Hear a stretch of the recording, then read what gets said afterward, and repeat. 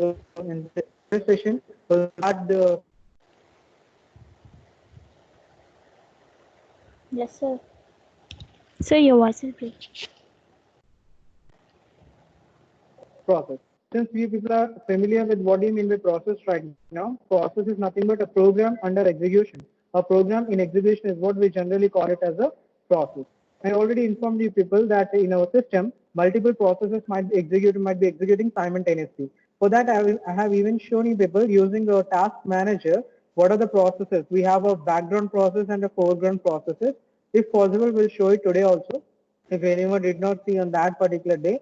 So here multiple processes will be executing in your system simultaneously. Now how these processes are actually managed by the operating system, that we are going to discuss in this particular session. Now apart from that, this is my YouTube channel. You people can follow this, and using this you will get all the videos whatever we are having here. I'm just uploading in that particular channel, so you can access it anytime. Okay, if you subscribe to that, automatically you'll get the updates. Fine, so we'll move forward.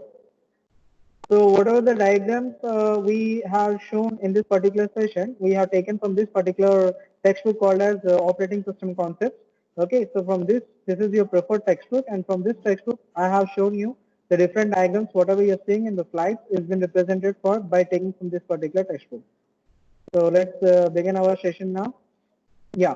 So coming to the content here, first we'll discuss about the process concepts. What are the different process concepts we do have? First we'll discuss what do you mean by the definition of a process here.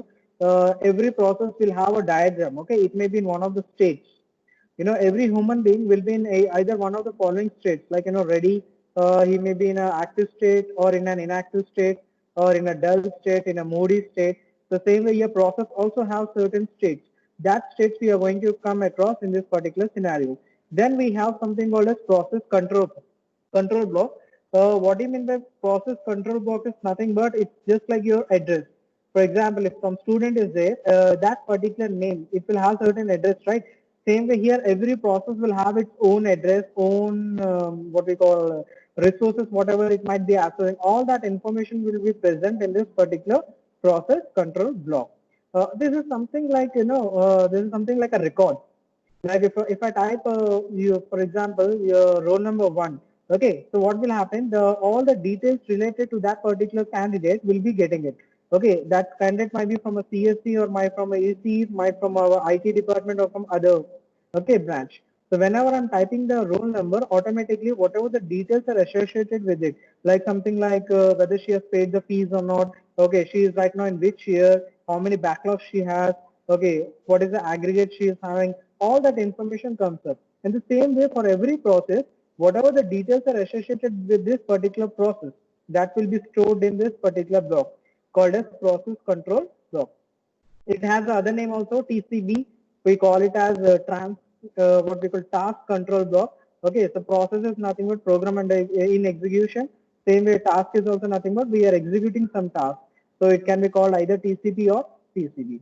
Now after that, we will be focusing on process scheduling. Okay, so in order, we said that multiple processes are getting executed in our system.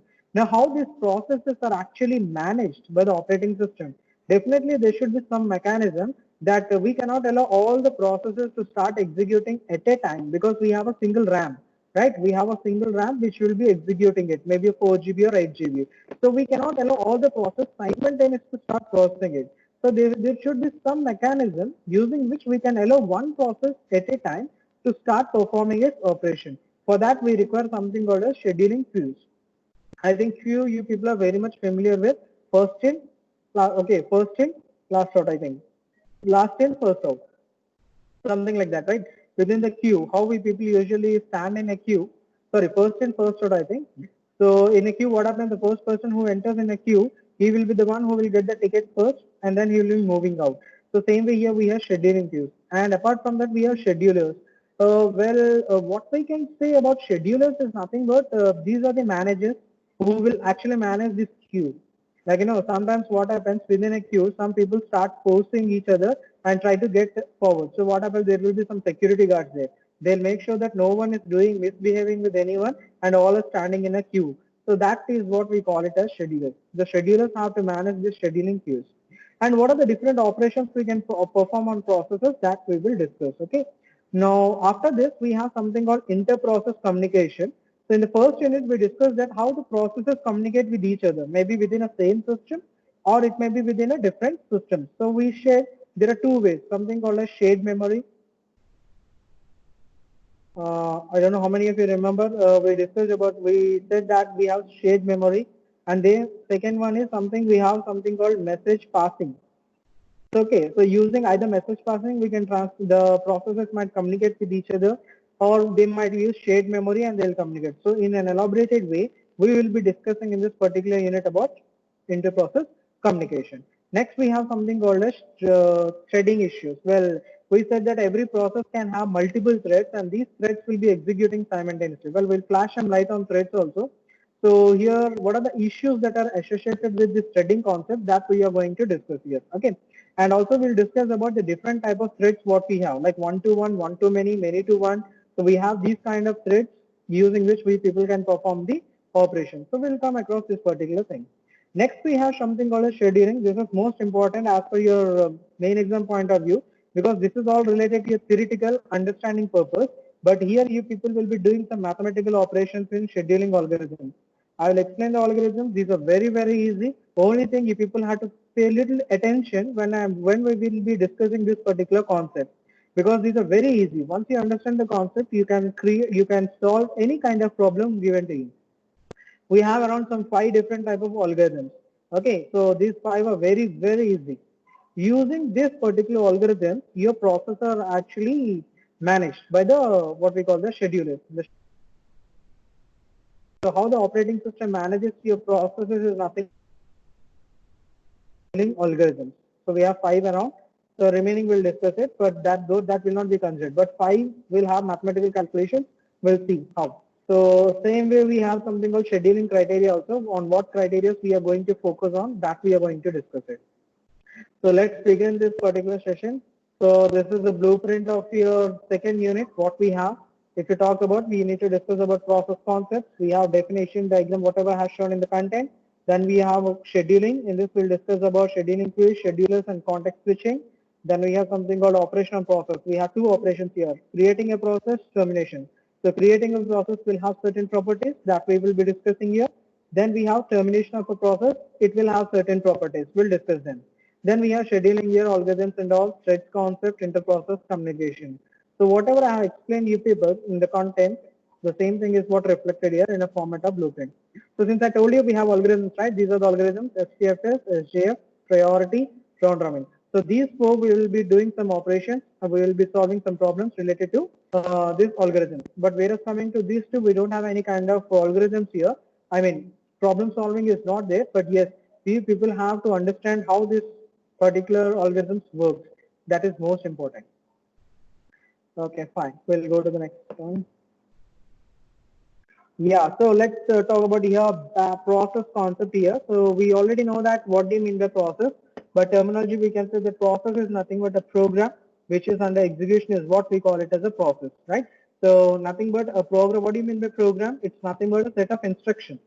Okay, set of instructions which are stored in our system. Means they are not performing any useful work. They are simply stored in our system. But whenever we start executing that particular program is loaded from the memory into your something called your RAM. Okay, from the secondary storage device, that program is loaded into your RAM, and then it starts performing the operation. Nothing but getting the fetching the instructions and start executing. That is what we call it as von Neumann architecture instruction fetch cycle. So here we discussed about the different type of operating systems. Like we discussed about the batch system in the previous session. So in the batches, we already seen that there will be different users here. Now these users will provide job. Job is nothing but the task, whatever the program. Like this particular person might have written a C program. This particular person might have written another C program, C program. This is like addition of 2 numbers, matrix multiplication. This is regression. Now all these 3 programs are of different types.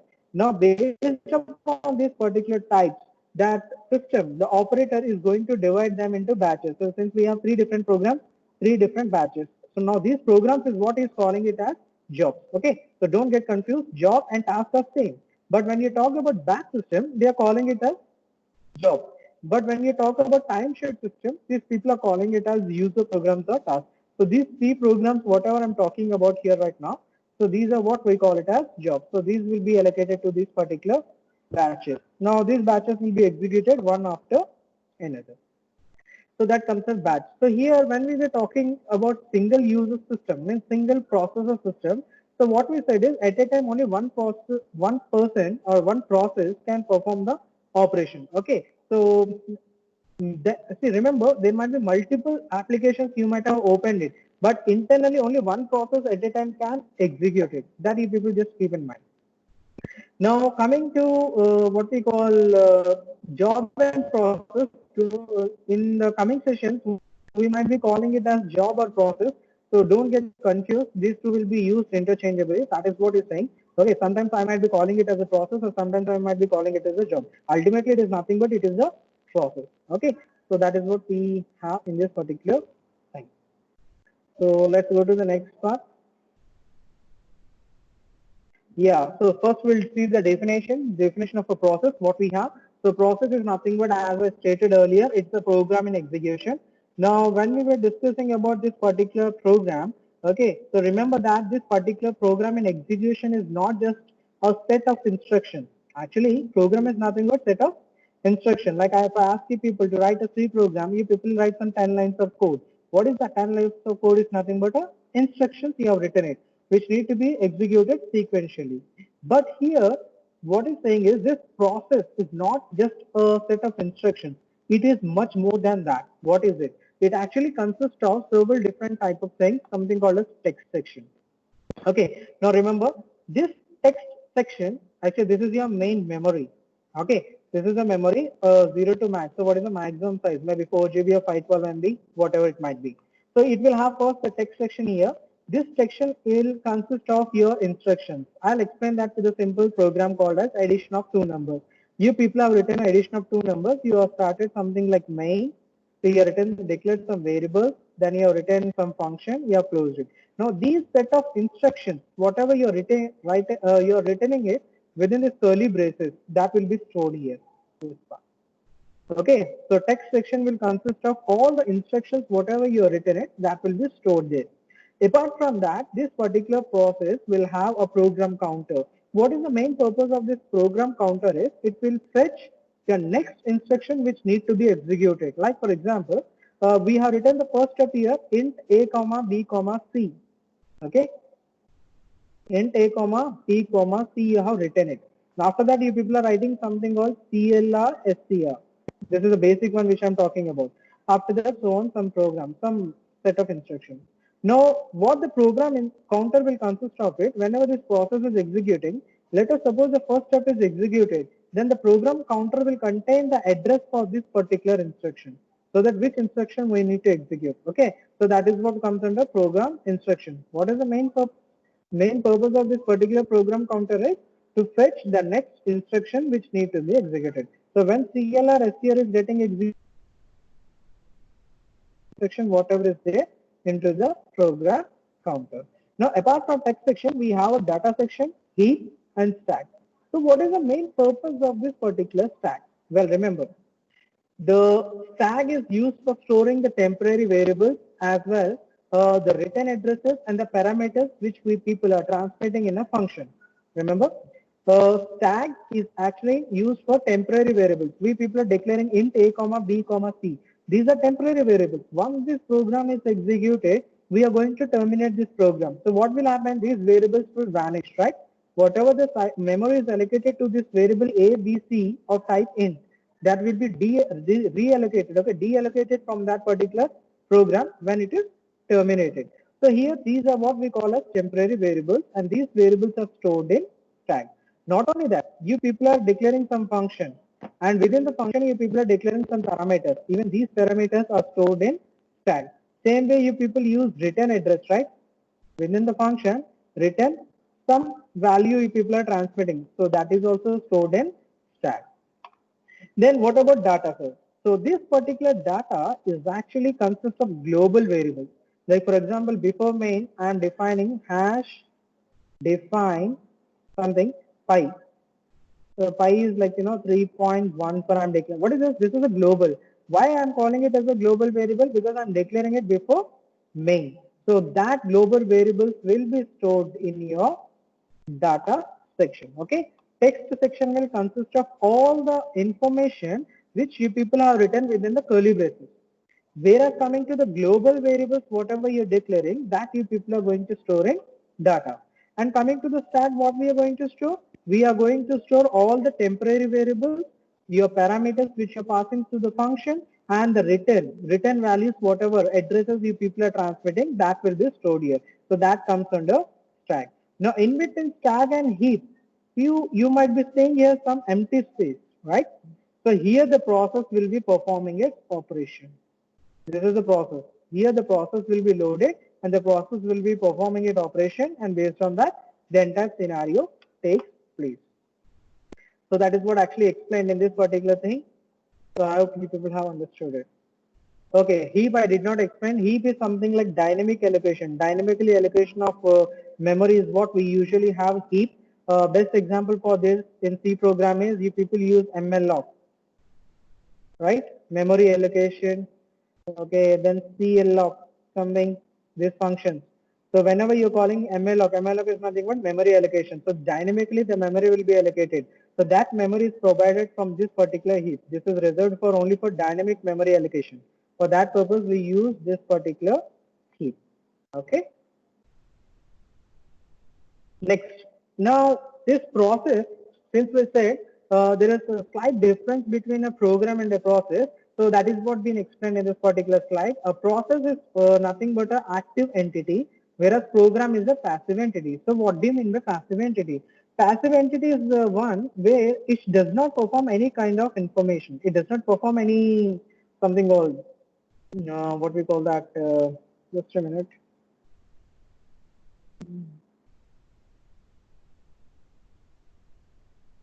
Yeah.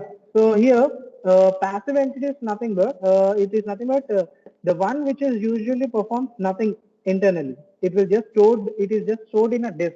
Nothing but your secondary storage device. For example, .exe file. Or simply, you people are writing, add dot C. Now this program add dot C, if you're not compiling it, not executing it, this will be simply stored in your secondary storage device, hard disk, right?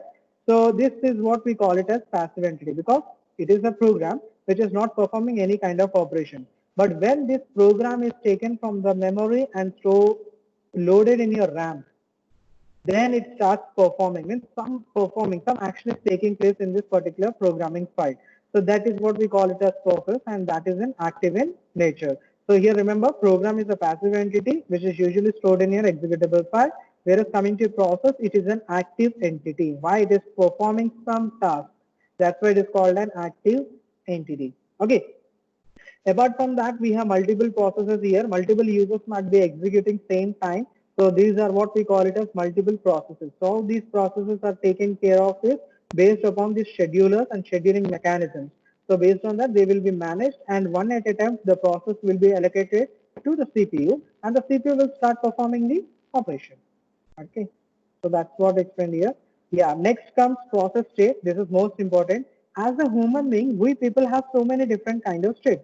For example, right now I'm delivering a class, right?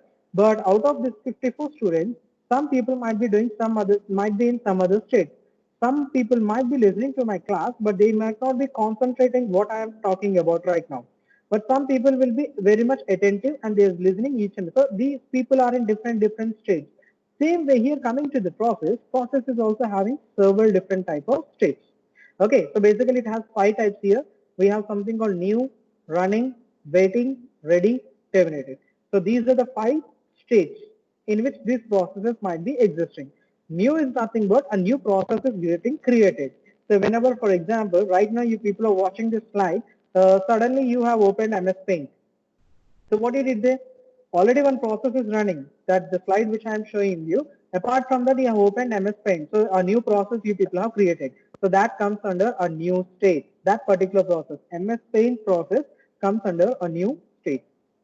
What about running? So running is nothing but the instructions that are getting executed. Now this slide is already running in your systems, right? So this process is already in a running. Means whatever I am showing you right now, this is in a running state. And the MS state, what you people have created, it is in the new state. Waiting. What do you mean by waiting here is that sometimes whenever we execute a process, it may require some resources, some external resources. For example, we have written a program where we want to copy the data from a file into another file. So when you start executing the program, what is the first input we need to provide? Definitely the name of the file. So when you people are providing the name of the file, that file is fetched from that particular location, right?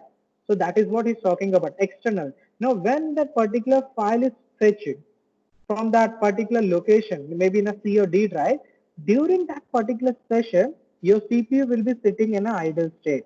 So what does that mean? Your processor is actually waiting. Your process is in idle, waiting state. For what it is waiting? It is waiting for that file to get loaded so that this process can get the data from that particular file and store it into another file. So that comes under waiting state. What do you mean by ready here is nothing but the processes which are ready to execute. See, as I told that in our system, multiple processes are running. So definitely multiple people might be ready to execute it, isn't it? Multiple processes might be ready to execute it. But all these processes can we allow simultaneously to use the CPU? Well, it's not possible. Why? Because we have a single processor and processor can execute only one process at a time, not multiple. So what happens here? These processes which are ready to execute, we will be storing in a queue and that is what we call it as a ready queue. So that is what we call ready state. Means the process is ready to execute the task, but it is waiting for its turn to get into CPU and start performing the operation. Next, we have something called as terminated.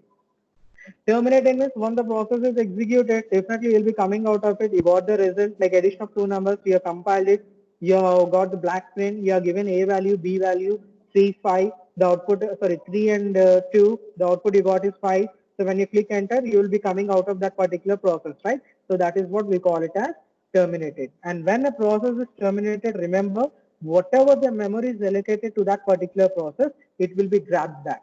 It will be deallocated and this memory, that is nothing but your main memory RAM, will be used for assigning to some other process. Okay, so these are the only 5 states we do have with respect to your process states.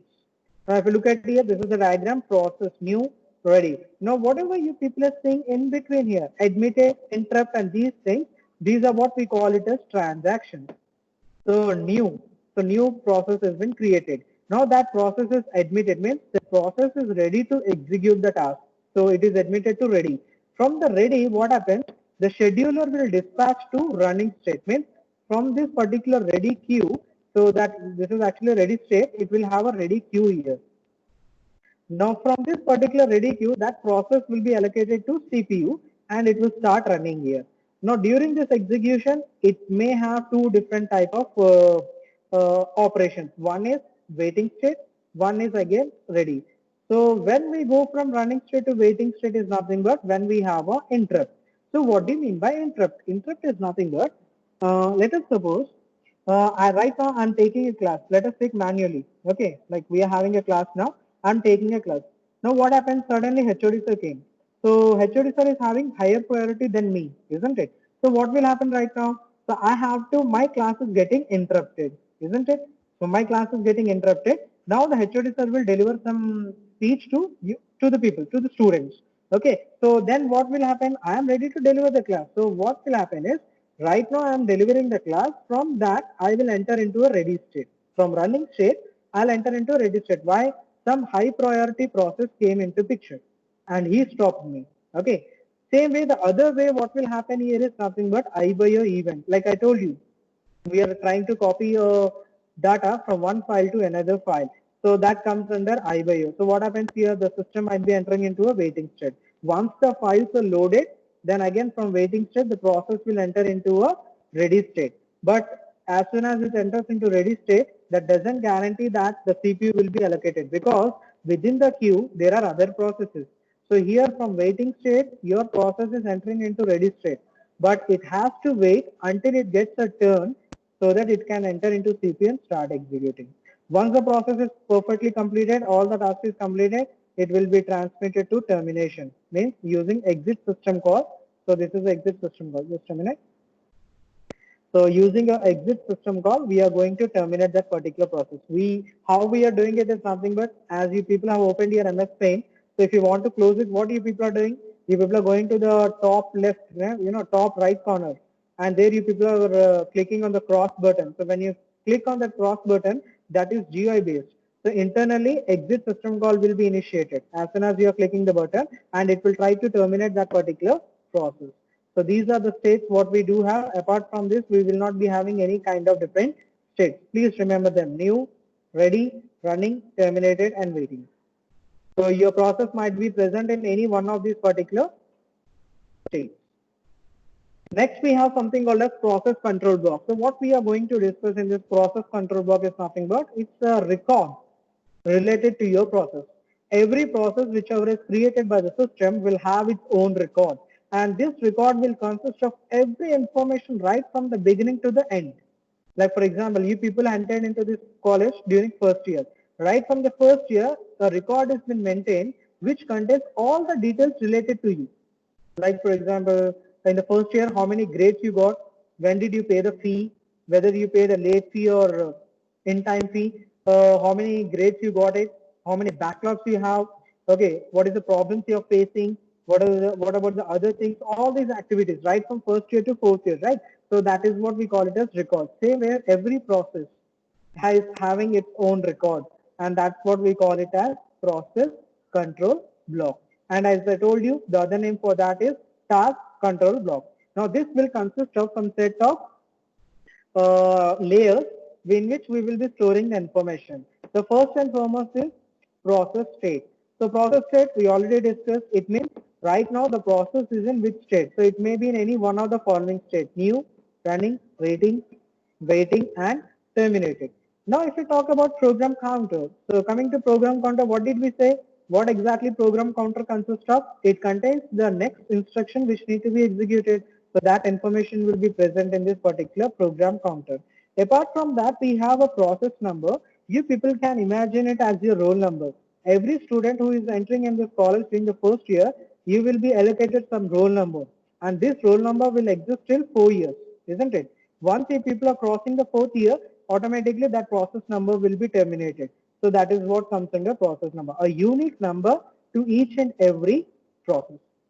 Okay, apart from that, we have scheduling information. That is nothing but, as I told you, high priority schedulers means processes might be coming up, low priority process might be executing. So we need to stop the low priority process and allow the high priority process to execute. All that information will be stored in your scheduling information. Well, we will discuss this, don't worry. Then we have something called as memory management information that comes via memory. So we actually have several different type of memory management techniques. We have different registers. Okay, if you talk about your memory man limit, these are different. Like it may be a hardware related, or it may be related to your RAM. Means how much RAM memory is allocated to you, how much space you are occupying from the hard disk. That all information will be present in this particular memory. Okay, apart from this, we have something called as registers. Well, we do have several different type of registers here. Okay, we have I don't know how many of you have gone through the computer organization subject. In that, you'll come across the different type of registers. What we do have, we have something called as accumulators. Okay, we have accumulators, we have program counters, then we have other different type of registers. Okay, accumulators are mostly used. Then we have normal registers. Okay, so apart from that, we have few more. So these all registers, whatever are there, memory registers, other registers, all these things comes under registers. And these registers are used for storing the information. What information? Whenever the process is executing, whatever the resources it requires, and other information will be stored in this particular register. Already we discussed in the first unit, right? Registers will have less than 1 KB of size, and these are volatile in nature. Once there is a power cut, automatically whatever the data is present in that register will be vanished. Like that, yeah. Next, we have something called as accounting information. Now, this keeps track of every information related to your process, like how much time it means, how much time it has taken, from which time it is start executing it. Okay, what are the resources it is using? What are the other resources this particular process might require? and when it is going to terminate, whether we need to give that process or not, that entire accounting information will be present in this particular scenario. Okay, accounting information. Same way, iBio status, whether which iBio device it requires, whether it requires some other kind of pen drives or what we call printers. Okay, so whatever it requires, other resources that have been represented in this particular iBio information.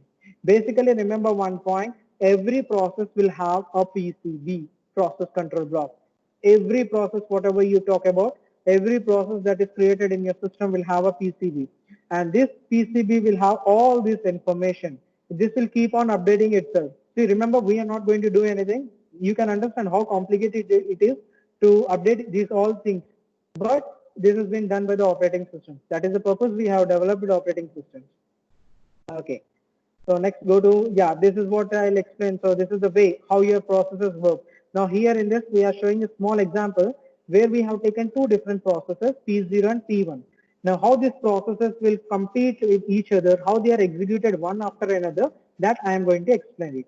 So initially process P0 came into picture. He started performing some, he started executing it. So what happens here, his PCB, as I told that every process will have a PCB. This particular process PCB is represented as PCB0. Now this will be loaded. Where it will be loaded using a system call, it will be loaded in the operating system and it will start performing. So here it is performing some operation. Okay. And during this particular process is performing it, the process P1 is sitting idle. Why? Because already the operating system is busy with process 1, process P0. Okay. So that's the reason process P1 is waiting. Now after some time, what happened is this particular process PCB, it requires some iBio device of some information, like I told you, like loading a file from a different drive. Then during that time, what happened is the operating system will remove this particular process and store it back, because the CPU is sitting idle, and the main purpose of operating system is making sure your CPU is not sitting idle. So when it is loading some information, definitely the CPU will be sitting in the idle state. So it will remove this particular process and store it somewhere else until the data is coming up. In the meantime, what it will do, it will load the PCB1 into the operating system. The operating system will load this into your CPU. Then what will happen? Automatically it will start executing. Now this process started executing PCB1. Now again, some interrupt came here. So maybe interrupt might have come up, or this particular process might have completed its execution. So we are saving the state. What do you mean by saving state? As I told you, the PCB need to be get updated each and every time we are performing this operation, right? So once this is performed, this particular process completed its execution, every information need to be updated here.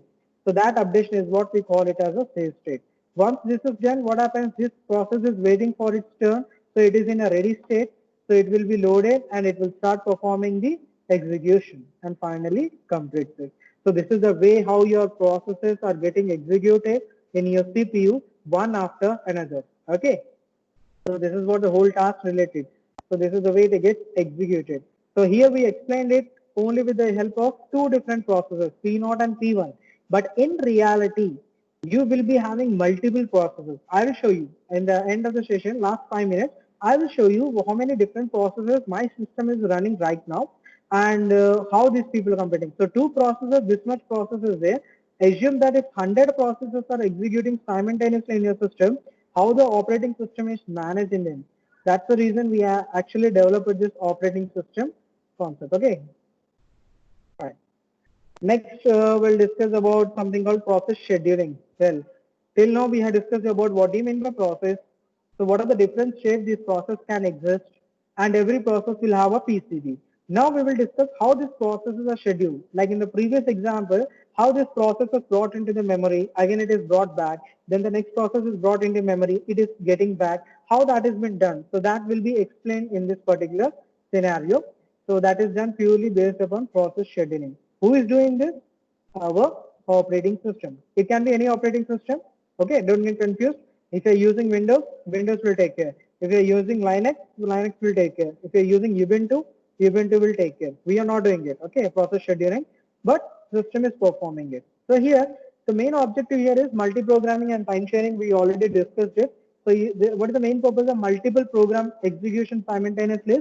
The CPU should never sit in an idle state. it should keep on executing. That is the main purpose we have developed it. Next, we have something called as time sharing. So in time sharing, what we will do, every process, suppose these are the process P1, P2, P3.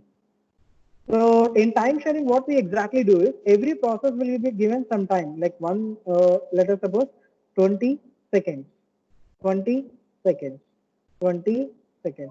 As I told you, we have a queue here, ready queue. So P1 is here, P2, P3. So whenever the process P1 is allocated to CPU, it will be given only 20 seconds to complete its task. If it completes within that time, well and good. If it is not completed, till what extent it has completed its task, it will be saved and then it will be brought back and stored into this particular queue somewhere here. So this P2 will come here and this P2 will be, P3 will be popped to up. Okay, next column. Next, P2 will be allocated to CPU for 20 seconds. He will perform the task. Once it is done, well and good. If it is not done, save till what extent it has completed, again get it back. So it will come here, P2. So again, so this is the way this whole scenario takes place. That is what we generally call it as time sharing. And remember, this takes place so fastly that as a user, we will feel like we are executing multiple processes at a time. Means P1, P2, P3, we are executing at a time. But actually it is not the case. Means in such a speed it is doing that we feel like all the three processes are executing simultaneously. But internally, the system is doing it one after another. But who will manage that? Okay, so who is going to manage that after P1, P2 should come, P2, P3 should come? Who is going to manage that is nothing but comes under here process scheduler. He is the one who has to schedule everything. He is the one who has to make sure these are not fighting, not conflicting with each other. All the processes are not conflicting with each other for different resources or different other activities. They should not fight for each other. They should be taken care. Okay, for that purpose we have something called as process scheduler. Okay, so this is whatever I have explained, this is what a note is provided here. Since we have a single process system, only one process can run at a time. And if there are more than one process ready to execute, definitely they have to wait until the CPU is free. Until and unless the CPU is free, we cannot let the other processes to execute because already the CPU is executing one of the process. So that is what he has given in a format of a note. Yeah. Next, coming to the scheduling queues. Okay, we do have scheduling already. I explained you about ready queue. So let me recall it and again explain in detail. So coming to the process scheduler, we'll be having different. What is the main purpose of process scheduler? Scheduling the processes. Whatever the processes are there in our system, to schedule them, we are going to use process schedulers. Now these schedulers will have different queues. First one is what we call it as job queue. Then we have ready queue, device queue. Now what do you mean by job queue is nothing but you people might have an idea related to a swimming pool, right? Swimming pool we do have. So what this will consist of? It will consist of a lot of data, right? Now here in the same way, job queue is what we call, you can imagine as a swimming pool. So this job queue will consist of all the processes which are generated in your system. Like for example, in the previous sessions, I showed you foreground and background process. In the foreground, I have 4 processes. In the background, I'm having 72 processes. So all these processes, whatever are there together, will be placed in this particular job queue. So whether it is a background or a foreground, doesn't matter. All this will be dumped into this particular pool. Okay, this particular pool, and that pool is what we call it as job queue. It will have. Now, among these particular pool, the operating system will select few of the processes. This is something like your placements. Okay, I'll explain the placements. Like for example, you are attending some company. What will happen? 1 lakh students came to attend for that particular company. So that is what we call it as the pool. Okay, job queue. Now, among this job queue, now the company will filter it up. Which process should enter? So how they are doing? They will be using something called as written test. So whoever qualifies the written test, they will go to the next round. That next round is nothing but we call it as ready queue. You got it? Now what about, no, okay, fine. Those who have qualified in the written exam, they are going to the next level. What about the others?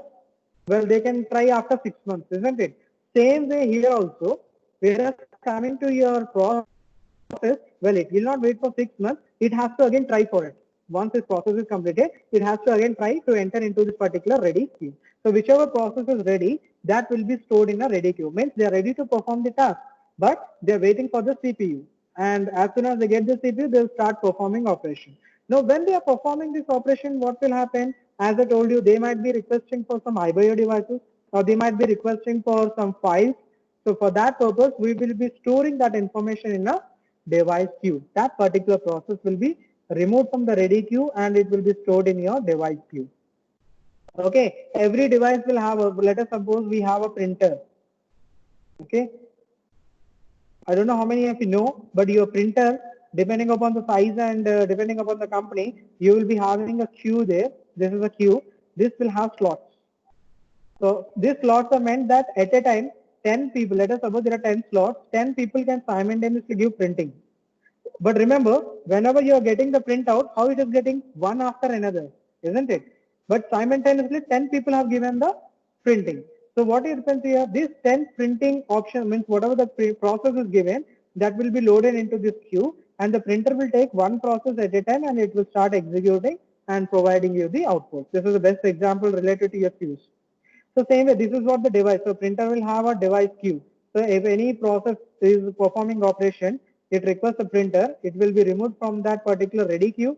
It will be stored into your something called as device queue, and based on that, it will start executing it. Okay. So here the processes will migrate from one. So we have a ready queue. So among these three, not the first one, these two, and we have an additional one more. Among these three, it will keep on moving here and there. If it want a devices, it will enter into a device queue. If it is completed using the devices, then will it enter into the ready queue and wait for the CPU for execution. Once the execution completes, it will terminate. So this is the whole queues what we have.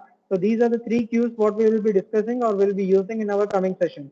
So please do remember we have job queues, ready, device. Job queue is nothing but it's a pool which consists of all the jobs which are present in your system.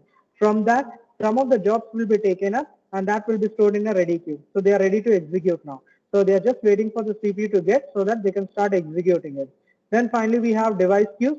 So whenever these are executing processes, they require some iBio device.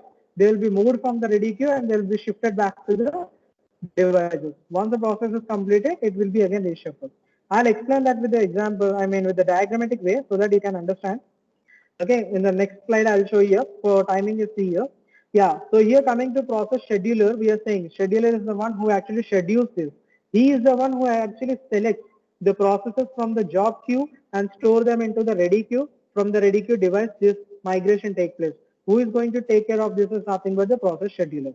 Now every process scheduler will have a queue, ready queue, right? So every process scheduler will have a queue here, ready queue, which consists of head and tail. So what this consists of it, this head consists of the first PCB which has to execute. So within the queue, so whichever process is coming up, let us suppose P1 has come up, its P1 PCB information is stored in header. What about the tail means? What is the last process we received? That information is stored in this particular tail. So every scheduler will have a ready queue which will have a queue header, head and tail. Head will point to the first PCB which is present in the ready queue and tail will point to the last PCB which is present. If you observe here, what is the first PCB we have here is PCB7. So process P7 is present in the ready queue first. So this PCB means process P7 will be given the CPU to perform the operation, not PCB2. Okay. Now here a linked list concept comes into picture. Now this PCB will contain the next address. What is the next address we have? PCB2 means process P2. Once P7 completed, it will point to P2 and the P2 will come into CPU and it will start executing the process. Okay. So this you please keep in mind.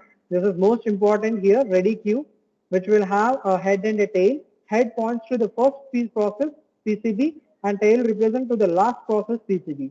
Now every process will have a linked list format. They will be attached with each other. Okay, they will contain the address of the next process which need to be executed. Once this process is completed execution, this will come. When this is completed, whatever the next address is present, that will be executed. This is the way the whole scenario actually takes place. Well, that is what actually provided here. Apart from that, it will have other queues as I told you. So we have something called as hard disk, device queue, magnetic tape, head and tail, same process. We have a disk queue. So this is also having head and tail, terminals, head and tail. In Ubuntu, you people might create multiple terminals. So those terminals also will have what we call head and tail, and that will consist of the different processes. That is what he is saying, explaining in this particular scenario. Well, so this is the example which I told you. With the help of this, you people can understand nicely. So initially, as I told you, there will be a job queue here. What do you mean by job queue? Nothing but a pool which consists of all the processes from our system. From this job queue, the scheduler will select few and that will store into this particular ready queue. This is a queuing diagram, what you people are saying.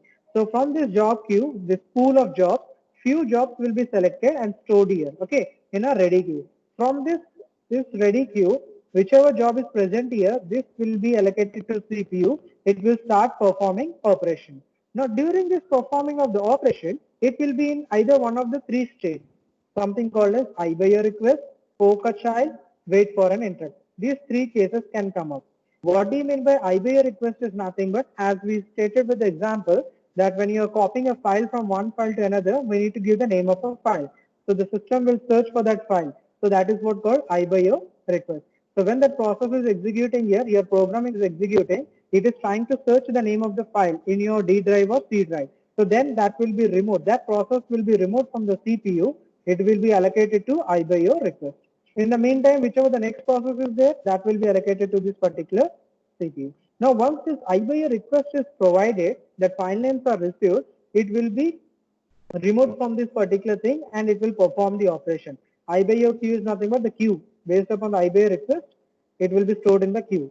From here, it will perform the operation. Whatever the operation is, reading the name of the file. Once it is reading the name of the file, it will enter into a ready queue again. But this time, we will not directly allocate it. There are already some processes present here. So this process will present here, wait for its turn. As soon as it is getting, it will execute the CPU and just move out. Okay. Fork a child is nothing but creating child process. As I told you, web browser is the best example. You're opening a main browser. Within that browser, you people have created multiple tabs. What are you doing? You're creating a child. So until and unless the child process completes execution, the parent cannot terminate. So that process is what represented here. Okay. So once the child process completes it, that process will enter into again ready queue. From that CPU, finally it moves out. Same way, like a wait for an interrupt is nothing but some kind of interrupt takes place. What kind of interrupt takes place here? Like, I told you, high priority. Like I'm taking a class, suddenly HOD sir came. So high priority interrupt came here. So what I have to do, I have to stop my class here. He will be delivering some class. So that is what comes here. So whenever interrupt comes, I will be shifted back again. I am the process right now. So I'll be shifted back into the ready queue. From that, whenever I get the term, again, when I will get the term, I mean the time, then I will be allocated to CPU and then I'll start performing my operation and just move out of that particular thing. So this is the whole scenario related to your process management. This is the way your processes work. Okay. So this is the way. And remember, there are thousands of processes that are getting created in your system. All these processes are following the same scenario what you people are seeing here. It's very typical and very complex. But your operating system is able to maintain them properly. That is what is saying here. Okay. Fine. So what about this is nothing but he's explained about how it exactly does. So whatever I explained in the previous session, this is a slide related to that. If people can go through it. Yeah, next coming to the schedulers here. So what kind of schedulers we do have? What is the main task of scheduler? Making sure this scheduling mechanism takes place. They have to schedule what are the processes are there in our system, they have to schedule it. So what are the different type of schedulers we do have? Remember, based upon the queues, whatever we are saying, job queue, ready queue, and then I by a device queue. Same way here also based on that, we have long-term scheduler, short-term schedulers, and process schedulers. Okay, so we'll discuss this in the next session, long-term scheduler, short and process schedulers, and remaining case. Okay, so we'll stop here.